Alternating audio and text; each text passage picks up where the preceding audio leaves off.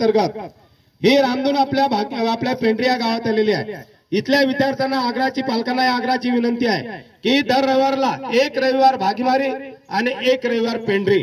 तर अशा प्रकारे आपण सुट्टीच्या दिवशी रामधून काढत असतो। या मागचा एक असा उद्देश आहे की या मुलांमध्ये परिवर्तन करायचं आहे। आपल्याला शिक्षणामधून पुन्हा वंचित राहिले नाही पाहिजे, त्यांच्या जीवनामध्ये यश निर्माण झालं पाहिजे, एवढा एकमेक उद्देश आहे। ह्या कुठल्या धर्माचा नाही, कुठल्या जातीचा नाही, कुठल्या राजकीय नेत्याचा नाही, कुठल्या बंधनाचा नाही। आम्हाला काँग्रेसही चालते, आम्हाला बीजेपी चालते, आम्हाला शिवसेनाही चालते, आम्हाला राष्ट्रवादी चालते, जे कोणी असेल राजकारणातले ते सगळं आम्हाला चालतात।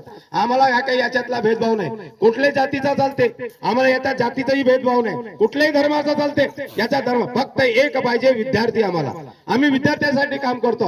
जो विद्यार्थी जीवनामध्ये यशस्वी जर झाला तर त्याचे जीवन सुखी होईल, एवढा एकमेव उद्देश आहे। म्हणून या विद्यार्थ्यांसाठी एक काम करण्याचा मानस आहे, फक्त एकमेव उद्देश विद्यार्थी घडवणे। म्हणून या विद्यार्थ्यांच्यासाठी याचा अर्थ शाळा आहे, पण शाळेतही गेले पाहिजे।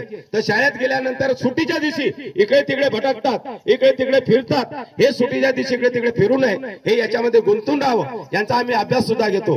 गणिताचे क्लास होते, यांचे इंग्लिशचे क्लास होतात, यांना सर्व सामान्य ज्ञान शिकवलं जातं। सगळे एमपीएससी चे पुस्तक माझ्याकडे सगळे पडलेले आहे। आज तुम्ही जर नागपूरला जर गेले विकत घ्यायला तर ते पुस्तक आज तुम्हाला 15-20 हजाराचे पुस्तक घेणं होणार नाही, हे गरीबाच्या पुराणे जमणार नाही। माझ्याकडे पूर्ण पुस्तकाचे अवेलेबल आहे। ज्या विद्यार्थ्यांना कोणाला म्हणजे वाचायचे असेल सगळ्याच टाईपचे पुस्तकं मिळतील, त्यांना सगळ्या गोष्टी होतील, फक्त त्यांना यायचं आहे आणि याच्यामध्ये सहभागी व्हायचं आहे। तर रविवार दिवस आमचा असतो, सकाळी रामधून आणि संध्याकाळी सामुदायिक प्रार्थना, हे या पद्धतीने आम्ही हे करत असतो। म्हणून पेंढरी या गावातील एक गट ग्रामपंचायत असल्या कारणामुळे आपले विद्यार्थी तिकडे तुम्ही भागीमारीला पाठवू शकतात आणि तिकडचे विद्यार्थी आम्ही इथे आणून आलेलो आहोत। तर अशा पद्धतीने आपण मिळून जर कार्य केलं, म्हणून इथे सरपंच असो, उपसरपंच असो, पोलीस पाटील असो, जे कोणी असे राज्य म्हणजे कार्यकर्ता असेल, सामाजिक कार्य करणारे असेल, सर्वांना आग्रहाची विनंती आहे की या आमचा अजेंडा काही कुठला राजकारणाचा अजेंडा नाही आहे, हा फक्त विद्यार्थ्यांमध्ये परिवर्तन होण्याकरता आहे। म्हणून अशा पद्धतीनं आम्ही एक काम करत असतो।